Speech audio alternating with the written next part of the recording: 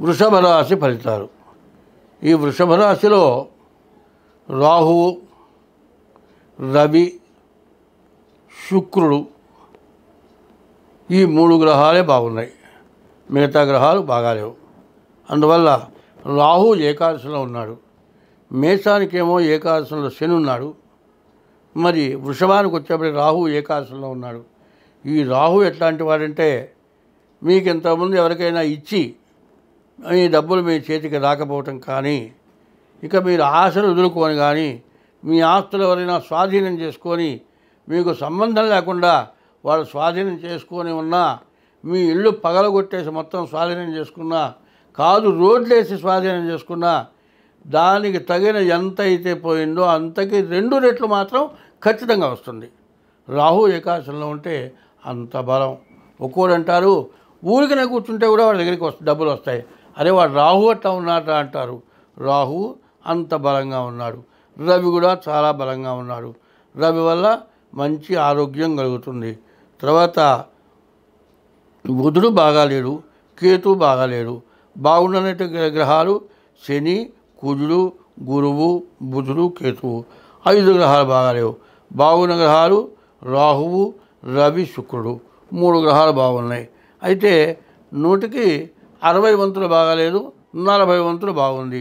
బాగున్న దానివల్ల ఏంది, మీకు ఇంతకుముందు రావాల్సిన డబ్బులు మీకు వస్తాయి. అది మాత్రం నిఖరం. మీకు పోయిందనుకున్నది ఖచ్చితంగా వస్తుంది. మీ ప్రయత్నం లేకుండానే వస్తుంది. శుక్రుడు వల్ల వివాహం కానీ, ఇంట్లో ఏదైనా శుభకార్యాలు, ఇల్లు కట్టుకోవటం కానీ ఇటువంటివన్నీ బాగా జరుగుతుంది. రవి వల్ల విదేశాలకు వెళ్ళేటువంటి వాళ్ళకి పాస్పోర్ట్ రద్దు ఉంటే మళ్ళీ పాస్పోర్ట్ వచ్చి విదేశాలకు వెళ్ళటానికి కానీ, ఉద్యోగం పోయి ఉంటే తిరిగి ఉద్యోగం రావటానికి కానీ, రవిస్థానం ఏం చెబుతారంటే సాముద్రికంలో రవిరేఖ లేకపోయినట్లయితే అరిచేతిలో ఎన్ని రేఖలు ఉన్నా ఉపయోగం లేదని ప్రత్యేకించి చెప్పింది. అందువల్ల రవి వల్ల తన యొక్క ప్రభావం, రవి ఎట్లాంటి వాడు, సూర్యుడు అన్ని దేశాల్లో ఒక సూర్యుడే కనబడుతున్నాడు. మనం ఈ దేశం నుంచి అమెరికాకు పోయినామండి, మనం పైన ఉన్నాం, కింద అమెరికా ఉంది. అక్కడికి పోయినా అదే సూర్యుడు కనబడుతున్నాడు. సూర్యుడు అన్ని దేశాలకు ఎట్లా కనబడతాడో ఈ సూర్యుడు అందరికీ ఉపయోగపడతాడు. ఈ సూర్యుడు చాలా మంచిగా ఉన్నాడు. కాబట్టి సూర్యుడి వల్ల మంచి.